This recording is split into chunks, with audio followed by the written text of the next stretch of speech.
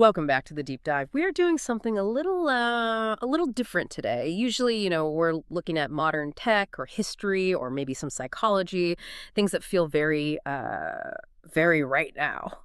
But today we are looking at a text that is arguably one of the most avoided, misunderstood, and frankly intimidated documents in history. Yeah, it really is. It is the place where good intentions and Bible reading plans go to die. Exactly. I mean, we are talking about Leviticus. And I think for most people, the mental image is just, well, it's dust. It's rules about mold in the walls. It's, don't eat shellfish and blood. Just a whole lot of blood. It feels incredibly ancient, alien, and just totally impenetrable. It has a terrible reputation. It's really seen as the flyover country of the Pentateuch because, you read Genesis and that has great stories. You've got creation, the flood, the patriarchs. Then you hit Exodus and that's high drama, the plagues, the parting of the Red Sea.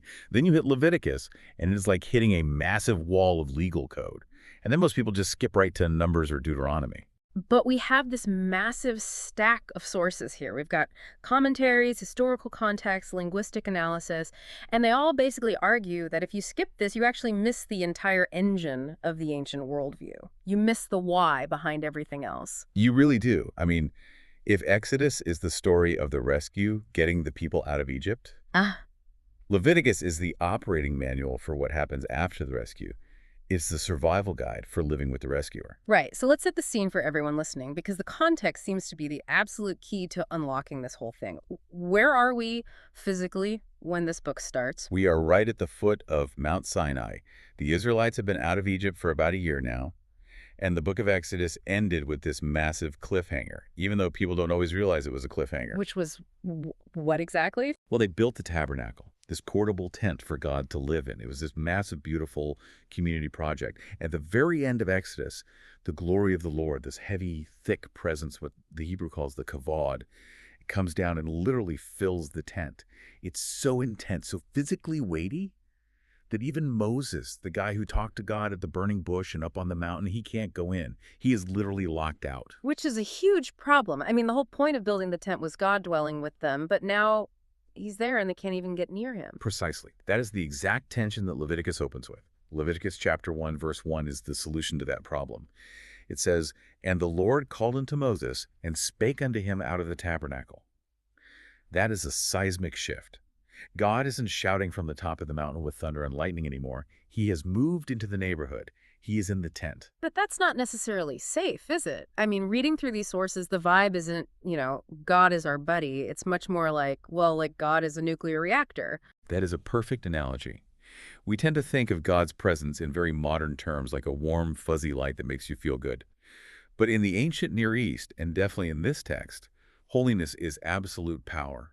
It is a consuming fire. If you are impure or flawed or casual and you just walk into a nuclear reactor, you don't get a tan. You get disintegrated. So Leviticus is basically the safety protocol. It is the protocol, Yeah. yes. It's the system of insulation, the hygiene, the maintenance, and the ritual that allows a sinful, mortal people to live right next door to a holy God without being completely destroyed. The central refrain of the book, which we hear over and over again, is, "Be ye holy, for I, the Lord your God, am holy." Okay, so let's get into the mechanics of this protocol. The sources break this down into a few big chunks, and the first one is the offerings. This covers Leviticus chapters 1 through 7. Right, the cost of approach. Right. And I was really surprised by the specificity here. I think, if you're like me, you just assume sacrifice meant you kill an animal and burn it, and that's the end of it. But there are 5 distinct types of offerings here, and they function very differently. They solve completely different problems. They do. And the distinctions tell you a whole lot about what they thought their relationship with God actually required. It wasn't just a generic apology. It was a complex relationship that needed maintenance on several different levels. The goal with these first few is to create a sweet savor, an aroma pleasing to the Lord, which signifies acceptance. So let's start with the first one, the burnt offering. In Hebrew, the sources call it the olah, Yes, the word olah literally means ascending. It goes up in smoke. and the text says this has to be a male without blemish, a bull, a sheep, or a goat. Or, if you're poor, turtle doves or pigeons. But the ritual action itself really caught my eye. The worshiper brings the animal and then has to put his hand on the head of the animal.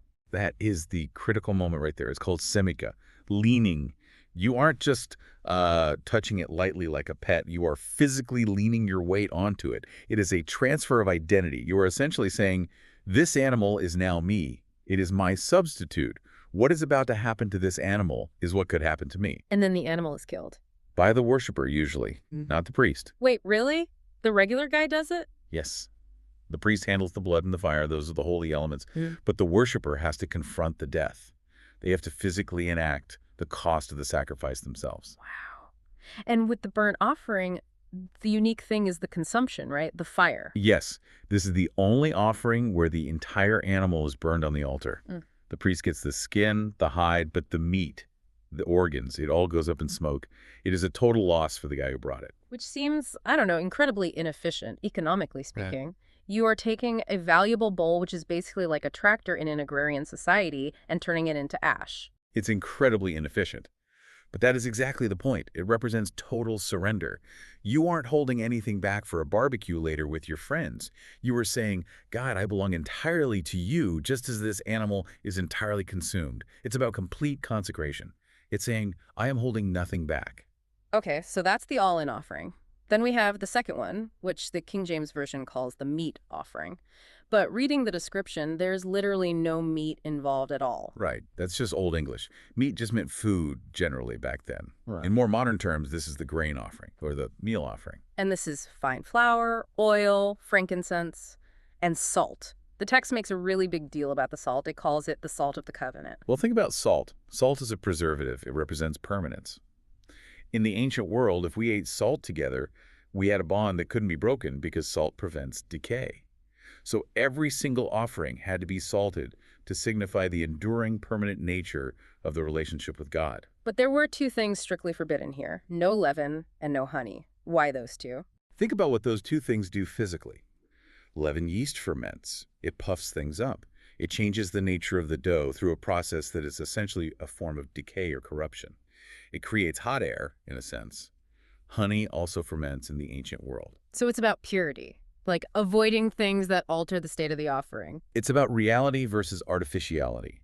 Leaven represents hypocrisy or corruption, puffing up. Pride.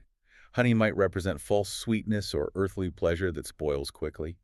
God wanted the offering to be sincere, flat, and preserved. It's a sweet savor, but it is a sober one. Only a handful of this is burned as a memorial. The rest actually belongs to Aaron and his sons to eat. And this offering isn't for sin at all, is it? No, not at all. This is a tribute. It's gratitude. You are bringing the work of your hands, the flour you ground yourself, the oil you pressed. It's a bloodless offering. It's saying, you gave me the harvest. I am giving a portion back to acknowledge that you are the source of my life. Okay, then we get to the third one, the peace offering. Now, reading through the sources, this one sounded the most, well, pleasant, I guess. It was. It was essentially a sacred barbecue. Because you actually get to eat it this time. Right. The burnt offering is for God only. The grain offering is for God and the priest. But the peace offering, that is for everyone. The fat and the kidneys go to the altar. Those are considered the richest, best parts, so they belong to God. The priest gets the breasts and the right shoulder of the seat. Those are called the wave offering and heave offering. But the rest of the animal goes right back to the worshiper to eat with his family. But there's a catch, right? The timeline. Strict limits. You have to eat it today or at most tomorrow. If you eat any of it on the third day, it's considered an abomination and the whole sacrifice doesn't count. It actually has to be burned. Why the rush? Are they just worried about food poisoning in the desert? Maybe partially. Hygiene is always humming in the background of Leviticus. But socially, it forces extreme generosity. If you sacrifice a full-grown bull, you have hundreds of pounds of meat. You cannot possibly eat that yourself in 24 hours. You have to invite the neighbors. You have to invite the poor. You literally have to throw a massive party. Oh, I see. It turns a religious act into a community feast. You can't hoard the blessing. Exactly. It forces you to share the table. It symbolizes that because you are at peace with God, you are also at peace with your neighbor. You are all eating from the exact same animal. It reconstitutes the community around the altar. God, the priest, and the worshiper are basically sharing a meal together. Okay, so those are the sweet savor offerings. They are voluntary, mostly. But then we get to the mandatory ones, the heavy hitters, the sin offering. The chatat. This is for when you cross the line. And the text specifies this is for sin through ignorance, unintentional sin. Which is a really interesting distinction to make. In the Old Testament, there is very little provision for high-handed, defiant rebellion. If you look God in the face and say, I know this is wrong and I don't care, I'm doing it anyway, the system doesn't really have a lever for that. This offering is for when you slip, when you fail, when you err, or when you realize later, oh no, I absolutely shouldn't have done that. What fascinated me here was the hierarchy. The price of the sin basically depends on your job title. It's a sliding scale of responsibility. Right. If a common person sins, they bring a female goat or a lamb. If a ruler sins, it has to be a male goat. But if the anointed priest sins... A young bullock. Yeah. The absolute most expensive animal available. Why is the priest's sin so much more expensive to deal with? Because the priest is the connector. If the connector is broken, the whole system is at risk. If a private citizen sins, they damage their own standing. But if the high priest sins, he brings guilt on the entire people. The pollution of his sin goes much deeper into the sanctuary. Literally deeper, right. The blood has to be taken further inside the tent. Correct. For a common person, the blood just goes on the bronze altar outside in the courtyard. For the priest, or if the whole congregation sins collectively, the blood has to be taken inside the tent, into the holy place, and sprinkled 7 times before the veil, and put on the horns of the golden altar of incense. The stain is deeper, so the cleaning agent, the blood, has to go deeper. And the rest of the bowl is actually burned outside the camp entirely, not on the altar. Finally, we have the 5th one, the trespass offering, or the guilt offering. I have to admit, I struggled a bit to distinguish this from the sin offering in the notes. It can be tricky. Think of the trespass offering as a reparation offering. The sin offering deals with the stain on the soul and the pollution of the sanctuary. The trespass offering deals with the tangible, material damage you cause to a holy thing or to your neighbor. This is the one where math comes in. Yes. If you ate holy food you weren't supposed to, or if you cheated your neighbor in a business deal, you can't just say sorry and burn a ram. You have to calculate the exact value of what you took, add a 5th part to it, so a 20% penalty, and pay it back in full. That is a really powerful principle. Forgiveness doesn't just erase debt. Right. Grace doesn't mean the person you hurt has to eat the cost of your mistake. You have to make them whole, plus a premium for their trouble. Only then can you bring the ram to the priest. It completely prevents the idea of cheap grace. Reconciliation requires real restitution. So that's the machinery of the offerings. It is this incredibly complex system of handling guilt, gratitude, and community. But a machine needs an operator. And that brings us to the next section of the source text, the mediators. This is Leviticus 8 through 10, the ordination of Aaron and his sons. This is a massive 7-day ceremony. It is incredibly elaborate. Yeah, we have washing, we have them dressing in these very specific garments, the coat, the robe, the ephod, the breastplate with the Urim and Thummim, the mitre with the golden plate that says holy to the Lord. But I want to focus on the blood ritual in chapter 8. It seems so primal, very tribal. You mean where Moses applies the blood directly onto Aaron and his sons? Yeah. He takes the blood of the ram of consecration and puts it on the tip of Aaron's right ear, the thumb of his right hand, and the great toe of his right foot. Why those specific spots? It's essentially a map of the human person. The ear represents input hearing, obedience, listening to God's word. The thumb of the hand represents output service, action, the work you do. The toe of the foot represents the walk of your lifestyle, your conduct, where you go. So he is literally tagged with blood from head to toe. He is sealed. He is being completely claimed for God's exclusive service. The symbolism is that he can't listen to other voices. He can't do other mundane work. He can't walk in other paths. He is holy property now. His entire life is sanctified. And after 7 days of waiting at the door of the tabernacle, which must have been intense, just sitting there day and night, keeping the charge of the Lord, the 8th day finally comes. The system goes live. And it works. That is the climax of chapter 9. Aaron finally offers the first sacrifices for the people. He blesses them. And the text says, the glory of the Lord appeared to all the people. And fire comes out. Yes. And there came a fire out from before the Lord and consumed upon the altar the burnt offering. It is this massive, visible flash of divine acceptance. The people shout and fall on their faces. It's a moment of absolute triumph. The protocol works. The safety measures hold. We can actually live with God. And then we turn the page to chapter 10, and it all goes completely wrong. Immediately. The tragedy of Nadab and Abihu, Aaron's 2 eldest sons. They take their censers, their incense burners, put fire in them, put incense on it, and offer strange fire before the Lord. The Hebrew phrase is Aish Zara, foreign fire, unauthorized fire. What did they actually do wrong, though? The text just vaguely says, which he commanded them not. There are a lot of theories in the commentaries about this. Did they get the specific recipe for the incense wrong? Did they take fire from a common hearth somewhere instead of the holy altar? Or did they just decide, hey, we want to go into the Holy of Holies right now without waiting for the proper schedule? Well, the text gives us a clue a few verses later, doesn't it? It explicitly forbids priests from drinking wine or strong drink when they enter the tabernacle. Right, and many commentators connect those dots. They think Nadab and Abihu might have been drunk. They were caught up in the massive celebration of the eighth day, feeling invincible, maybe a bit tipsy, and they just decided to freestyle the liturgy. They approached the Holy One casually. And the result is horrifying. The exact same fire that consumed the sacrifice in the previous chapter. Now consumes them. It comes out from the Lord and devours them. They die right there in the sanctuary. It's such a brutal pivot. 1 minute, everyone is cheering and falling on their faces in worship. The next minute, the high priest's 2 eldest sons are smoking corpses on the floor. And Moses says something to Aaron right after that chills me to the bone. He says, I will be sanctified in them that come nigh me. Basically, Moses is saying God is not safe.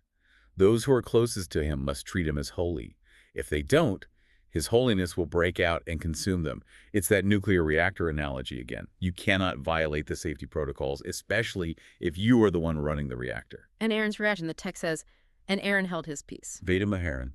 Aaron was silent. That is a very heavy silence. It is the silence of a father whose heart is absolutely broken, but also the silence of a high priest who knows that God is right. He cannot mourn publicly. Yeah. In fact, Moses tells the surviving sons, Eleazar and Ithamar, do not uncover your heads, do not rend your clothes, because if you show mourning, you are protesting God's righteous judgment, and you will die too, and wrath will fall on the whole congregation. They actually have their cousins, Mishael and Elzaphan, carry the bodies out of the camp in their priestly coats. That is incredibly harsh. It is, but it underscores the central thesis of the entire book. The priesthood isn't just a privilege or a status symbol. It is a perilous responsibility. You are handling plutonium. You don't get to be casual. You don't get to do it your way. This idea of distinguishing between the holy and unholy, which is mentioned right after their death, seems to launch the next massive section of the book, the laws of purity. This covers Leviticus 11 through 15. Right. If the priests have to be holy, the people have to be clean. And this starts with the famous dietary laws, kashrut. We have all heard these in some form. No pork, no shellfish. But the text is very specific about the categories. Land animals must chew the cud and have a cloven hoof. So cows, sheep, goats, those are good. Pigs, bad. Camels, bad because they chew the cud but don't have a fully divided hoof. The hare is forbidden. And water creatures need fins and scales. So salmon is in, but lobster, crab, shrimp, eels, those are out. And then birds. It lists a whole aviary of forbidden birds. Eagles, vultures, owls, bats. Even though a bat isn't technically a bird, it flies. Also, insects are generally forbidden, except for very specific locusts or grasshoppers that have jointed legs to leap. The question everyone asks, and I see this in the notes repeatedly from the sources, is why? Is this just ancient health advice? Was God just trying to keep them from getting trichinosis from undercooked pork? That is the modern rationalization. We are modern people, so we wanted to be scientific. We say, oh, the pig is a dirty animal, it carries disease. But let's be honest, cows stand in their own manure too, and plenty of surrounding cultures ate pork and didn't die out. The text never once mentions health or digestion. It simply says, be holy, for I am holy. So if it's not health, what is the actual reason? It's about order and identity. Anthropologists like Mary Douglas have written about this extensively. The clean animals are the ones that fit the established order of creation. Sheep chew the cud and have cloven hooves. They are the quintessential perfect land animals. They fit the category perfectly. But a pig. A pig has a cloven hoof, but it doesn't chew the cud. It's a hybrid. It breaks the category. It's confusing to the ancient mind. A lobster lives in the water but walks on legs on the seafloor like a spider. It doesn't swim with fins. It doesn't fit the water creature archetype. It is chaotic. And the birds. Almost all the forbidden birds on that list are predators or scavengers. They eat blood. They eat death. Israel was called to be a life-affirming people, representing the author of life. You don't eat the things that eat death. You eat the peaceful herbivores. So every single meal was basically a theology lesson. Exactly. It was a daily, 3 times a day discipline of distinction. Every time they sat down to eat, they had to consciously decide, I am not a Canaanite. I am not an Egyptian. I am separated. It created this massive cultural firewall that kept them from assimilating into the pagan nations around them. Diet was identity. Speaking of separation, we have to talk about probably the most graphic part of the purity laws, leprosy. The Hebrew word is zarat. Now, we need to clarify this right away. Zarat isn't exactly Hansen's disease, which is what we call leprosy today. It was a much broader category for skin diseases, but it also included molds on woolen or linen clothes, and even fungi or greenish-reddish streaks on the walls of houses. The priest acts as both a building inspector and a dermatologist. He looks for white hairs, raw flesh, deep sores, spreading scabs, and if you are officially diagnosed, You're banished. You have to dwell alone without the camp. You have to tear your clothes, let your hair go loose, cover your upper lip, which is what mourners did, and you have to shout, "Unclean, unclean," whenever someone comes near you. You become a walking contamination zone. It sounds incredibly cruel to isolate sick people like that. In our modern medical paradigm, yes, it feels cruel. But in their ritual paradigm, this condition was a symbol of death. It was the body decomposing while still alive. The camp is where God lives. God is life. Death cannot coexist with life, so the death has to go outside the camp. It wasn't about punishing the person morally. It was about protecting the sanctuary from the pollution of death. But there is a way back, and I really want to drill down on this because the ritual for cleansing a leper, this is in Leviticus 14, is like a scene out of a highly symbolic movie. It is incredibly specific and visually arresting. It is arguably one of the most vivid and complex rituals in the entire Bible. Walk us through it. So a leper is healed, maybe the skin condition naturally clears up over time. What happens next? The priest has to go out to him outside the camp. He examines him to confirm the healing. Then he commands that 2 clean living birds be taken for the person to be cleansed. 2 birds. Right. He takes one bird and kills it in an earthen vessel, a clay pot that is held over running water. Fresh, living water from a stream. So the blood of the bird mixes with the spring water inside the clay pot. Okay, that's the first bird. Then he takes the living bird. He bundles it together with a piece of cedar wood, some scarlet yarn, and a branch of hyssop. He dips this entire bundle, including the living bird, into the bloody water mixture from the first bird. So the live bird is literally covered in the death of the first bird. Yes. The living bird is intimately identified with the death of the sacrifice. Then the priest sprinkles the healed leper 7 times with that blood and water mixture. He pronounces him clean.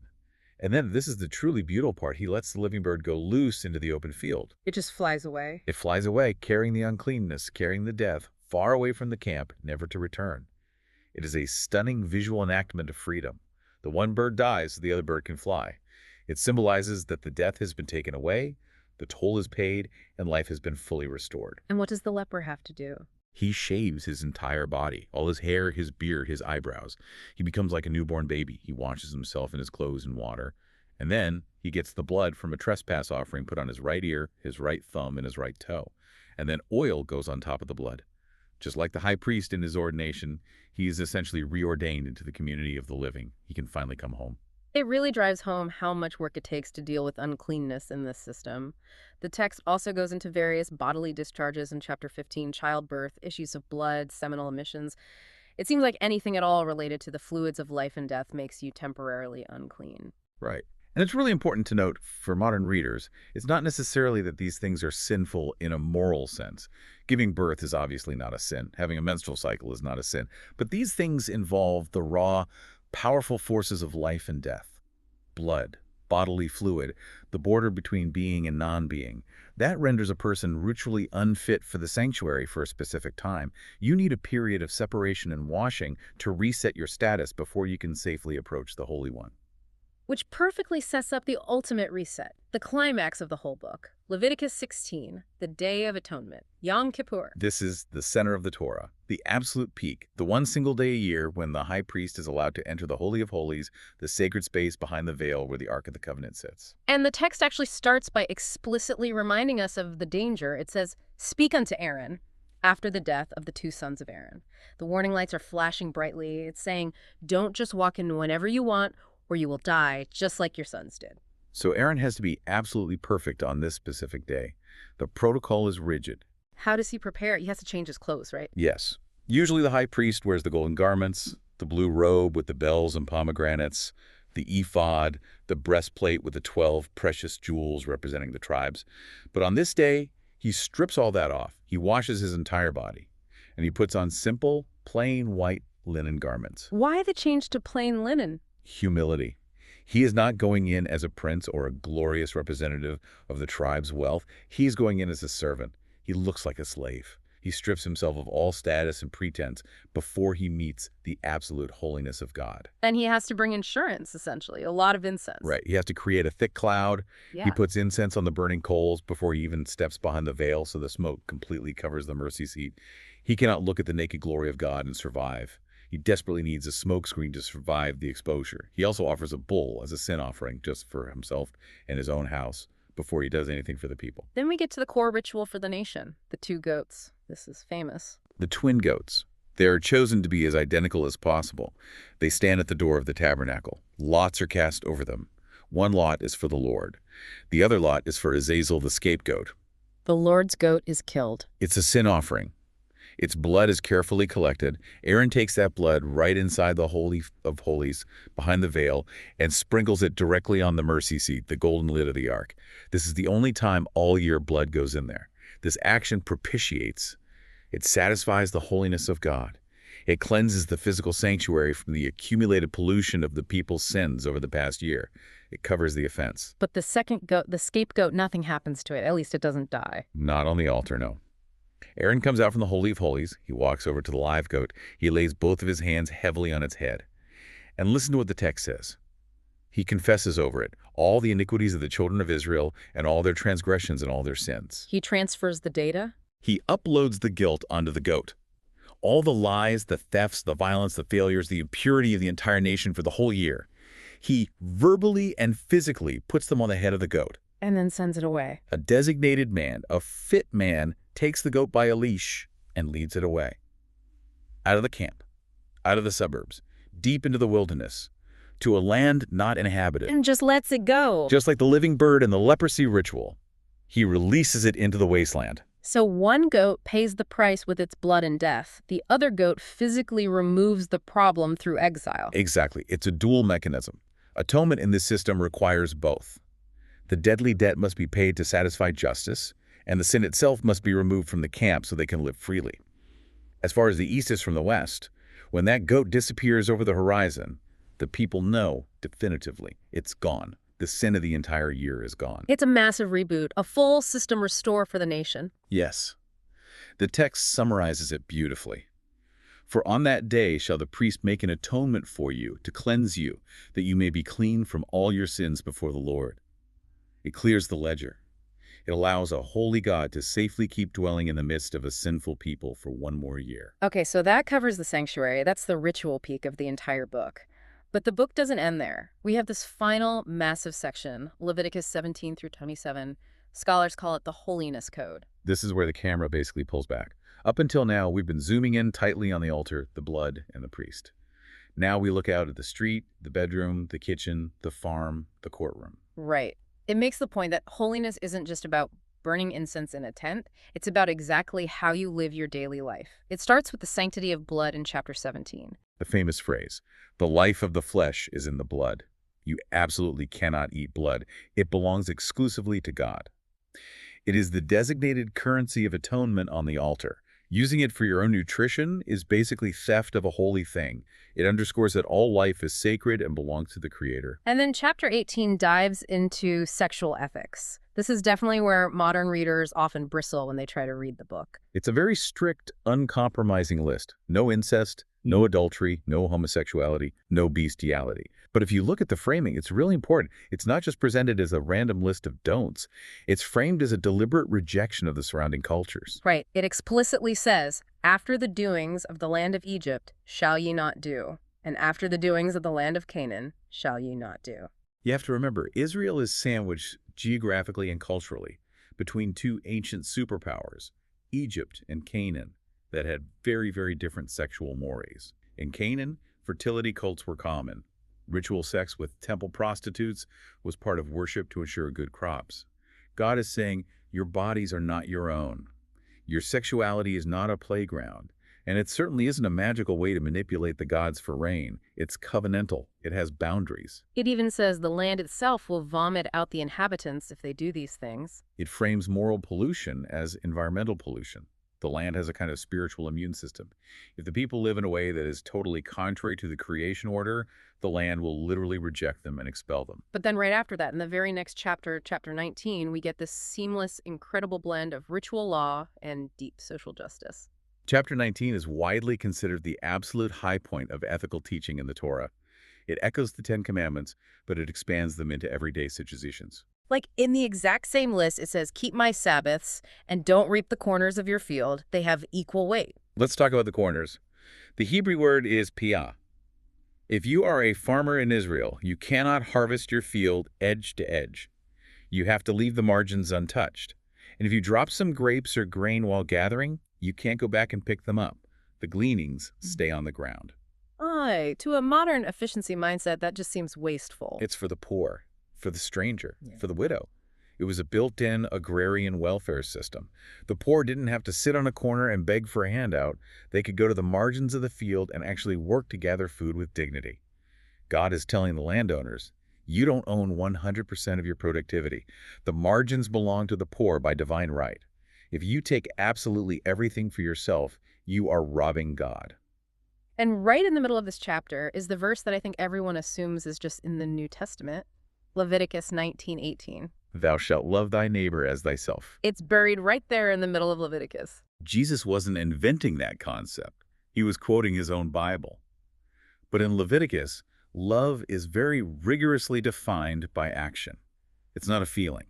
It means not slandering your neighbor. It means not bearing a grudge. It means rising up before the hoary head, showing physical respect to the elderly. It means having just weights and balances in your shop so you don't cheat people when selling grain. You simply cannot be ritually holy and be a swindler in business. The two are incompatible. Then the text zooms out to the calendar, the feasts of the Lord in chapter 23. The rhythm of the entire year is mapped out. So the weekly Sabbath, Passover and unleavened bread in the spring, Pentecost or the Feast of Weeks 50 days later, the Feast of Trumpets in the fall, the Day of Atonement, and finally Tabernacles. God structures their literal perception of time so they are constantly remembering who they are. Tabernacles actually sounds kind of fun. They have to live in booths, huts made of tree branches for 7 days. It's basically a national camping trip. But the theological purpose is to remember that they were once homeless in the wilderness, living in temporary tents, and God totally took care of them. It keeps them humble when they're living in nice, permanent houses in the Promised Land. And then the timeline zooms out even further. Not just a Sabbath for the week, but a Sabbath for the land itself. Leviticus 25, the Shemitah. Every 7th year, the land gets to take a nap. No farming, no sowing, no pruning the vineyards, no organized reaping. That is a massive economic risk for an agricultural society. It's a staggering act of trust. You have to believe that God will provide a bumper crop in year 6 that is big enough to last through year 7 and year 8 until the new harvest finally comes in. It violently breaks the human cycle of maximizing profit and exploiting the earth at all costs. But the real mind-bender, the thing that still amazes economists, is the Jubilee, every 50th year. The Great Reset. After 7 cycles of 7 years, 49 years, the trumpet sounds on the Day of Atonement. Proclaim liberty throughout all the land unto all the inhabitants thereof. What actually happens during the Jubilee? Bondservants or slaves go free. Debts are completely canceled. But the really big one, the game changer. Land returns to its original ancestral owners. So if I went bankrupt 20 years ago and I had to sell my family farm to some rich guy just to pay my debts on the Jubilee, I'd just get it back. You get it back, free and clear. That completely prevents anyone from building a permanent, multi-generational monopoly. Exactly. It prevents the permanent stratification of society into ultra-rich landowners and a permanent underclass of landless poor. God says explicitly, the land shall not be sold forever. For the land is mine, for ye are strangers and sojourners with me. You can't sell the land permanently because you don't really own it. You're basically just leasing it from God. It is incredibly radical, even today. It's an economic critique that modern society still hasn't really grappled with. It completely values family stability and community equity over endless capital accumulation. We are nearing the end of the scroll here, chapter 26, the blessings and the curses. The covenant contract terms. The consequences of everything we just talked about. It's very binary. If you follow these rules, rain in due season, peace in the land, you will bravely chase your enemies. It says 5 of you shall chase 100. God will walk among you. But if you don't, It gets dark. really fast. Terror, consumption, and the burning egg. Fevers that consume the eyes. The heaven over your head will be as iron, meaning absolute drought.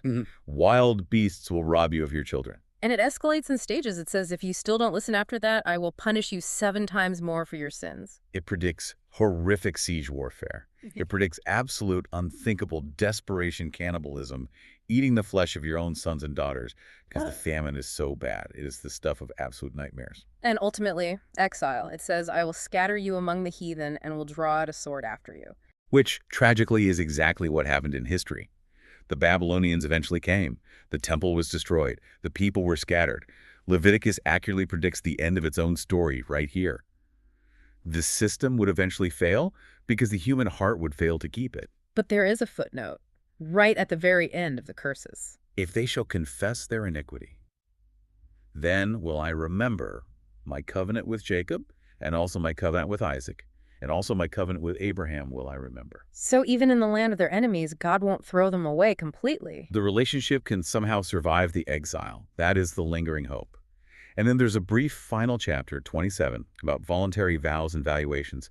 But chapter 26 is really the theological conclusion. So if you're listening to this, we have walked a long way. From the blood of the bull at the altar, past the strange fire of Nadab and Abihu, through the intricate dietary laws and the beautiful bird ritual for the leper. We've watched the scapegoat run away into the wilderness, heard the trumpet of the Jubilee proclaiming liberty, and finally faced the terrifying threat of exile. It is a massive, incredibly complex, brilliant system. It really is a cathedral of words. It is an architecture of holiness. But here's the ultimate, so what for you? We are modern people. We don't have a physical tabernacle. We don't kill goats. Most of us eat bacon without thinking twice. We definitely don't worry about 20% restitution when we wrong someone. So why does this ancient book matter to us right now? It matters because the fundamental human diagnosis hasn't changed one bit. Leviticus takes sin and brokenness seriously. It treats human flaw not just as a simple oops or a mistake, but as a form of spiritual death that actively pollutes the world we live in. It says that wrongdoing has actual weight. It leaves a tangible mark. Yes. And it emphatically says that God is holy. We really like a God who is just a buddy who overlooks everything. Leviticus presents a God who is a consuming fire. That reality, the terrifying gap between our daily imperfection and his fair, his absolute perfection, that tension is still there in the human experience. And that leads to a really provocative thought to leave you with as we wrap up this deep dive. Let's hear it. Think about the scapegoat on Yom Kippur. Think about the living bird flying away with the red string. Those rituals were advanced psychological and spiritual technology for these people. They allowed a person to physically stand there and say, my guilt is gone. It has been carried away. I literally saw it leave the camp. It was a profound externalization of shame. It gave you a definitive, concrete way to put the crushing burden down. Exactly. But look at us today. We have stripped away all the rituals. We don't kill animals anymore, which is obviously good. We've moved past the literal blood and the altars. Right. But what did we actually replace the technology with? That is the million-dollar question. We still have guilt. We still have immense shame. We still feel deeply unclean when we betray a friend or fail a moral test or ruin a relationship. But we have no priest to go to. We have no goat to put our hands on. So where does all that guilt go? We tend to hoard it internally, or worse, we project it onto others. I mean, we constantly scapegoat people on social media today, destroying their lives precisely because we don't have a literal goat to send into the wilderness. We furiously try to banish people from society instead of having a mechanism for banishing sins. Without a built-in mechanism for true atonement, do we just accumulate the weight of our failures forever? Are we walking around carrying a crushing burden that the ancient people of Leviticus actually knew how to lift? I think maybe we need to ask ourselves, do we actually have a way to be truly clean today? Or are we just exhausted pretending the stain isn't there?